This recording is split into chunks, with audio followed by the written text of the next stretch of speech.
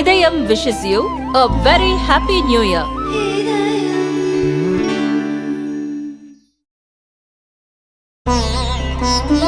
இதயம் wishes you a very happy new year.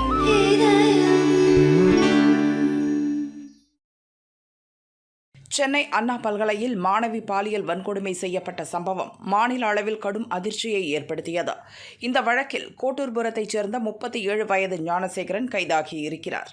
இவர் சைதாப்பேட்டை பகுதி திமுகவில் வட்ட அளவிலான பொறுப்பில் இருந்தபோதும் ஞானசேகரன் திமுகவைச் சேர்ந்தவர் அல்ல என ஆளும் கட்சி தரப்பில் அமைச்சர்கள் வரை மாறி மாறி அறிக்கை விட்டுக் கொண்டிருக்க, அவர் திமுகவைச் சேர்ந்தவர்தான் என்பதற்கான ஆவணங்கள், ஆதாரங்களை எதிர்க்கட்சியினர் தொடர்ந்து வெளியிட்டு வருகின்றனர். அவர் மீது எந்த வழக்குகளும் இல்லை என போலீஸ் தரப்பில் சொல்லப்படும் நிலையில், ஞானசேகரன் ஏற்கனவே ஒரு கடத்தல் வழக்கில் குடும்பத்தினருடன் சிக்கிய விவகாரம் வெளிவந்து பரபரப்பை ஏற்படுத்தியிருக்கிறது. இது குறித்து இந்த வழக்கை நுணுக்கமாக கண்காணிக்கும் அதிமுக வழக்கறிஞர் பிரிவைச் சேர்ந்த ஒருவர் கூறியதாவது: ஞானசேகரன் பழைய குற்றவாளி இல்லை என எடுத்த எடுப்பிலேயே போலீஸ் தரப்பில் சொல்லப்பட்டதும் அவனது பின்புலம் குறித்து விசாரித்தோம். அப்போதுதான் அவன் 2018 ஒரு கடத்தல் வழக்கில் ஈடுபட்டு குடும்பத்துடன் கைது செய்யப்பட்ட விவரம் தெரிய வந்தது.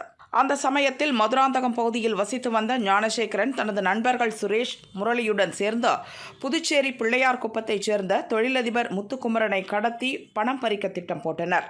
ஞானசேகரன் இதை தனது 2 மனைவிகளான சரண்யா, விக்டோரியாவிடமும் தாய் கங்காதேவியிடமும் சொல்ல அவர்களும் கடத்தல் திட்டத்தில் சேர்ந்து கொண்டனர். 2018 ஜூலை 30 கத்தி, துப்பாக்கி முனையில் முத்துக்குமரனை கடத்திய ஞானசேகரன் கும்பல் அவரது குடும்பத்திடம் 15 லட்சம் ரூபாய் கேட்டு மிரட்டினர்.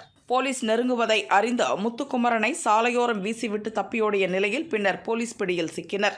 இந்த வழக்கில் ஞானசேகரன், நண்பர்கள், குடும்பத்தினர் என மொத்தம் 10 பேர் கைது செய்யப்பட்டனர். பின்னர் ஞானசேகரன் ஜாமீனில் வெளிவந்துள்ளார். அதன் பிறகே அவர் அரசியல்வாதிகளுடனான நட்பை வேகமாக வளர்த்து கொண்டுள்ளார். போலீஸ் அதிகாரிகள் தொடர்பும் கிடைத்துள்ளது. இதை வைத்து பல்வேறு குற்றங்களில் ஈடுபட்டதாகவும் அவர் மீது பல வழக்குகள் உள்ளதாகவும் கூறப்படுகிறது. ஆள்கடத்தல் தொடர்பான ஆவணங்கள் திரட்டப்பட்டுள்ளன. ஞானசேகரன் மீதான மற்ற வழக்குகள் குறித்தும் தகவல் சேகரிக்கப்படுகிறது. ஞானசேகரன் பின்புலம் இப்படி இருக்கும்போதே அவரை காப்பாற்றும் விதமாக அரசு தரப்பில் சப்பை கட்டு கட்டுவது ஆச்சரியமாக இருப்பதாகவும் அவர் கூறினார்.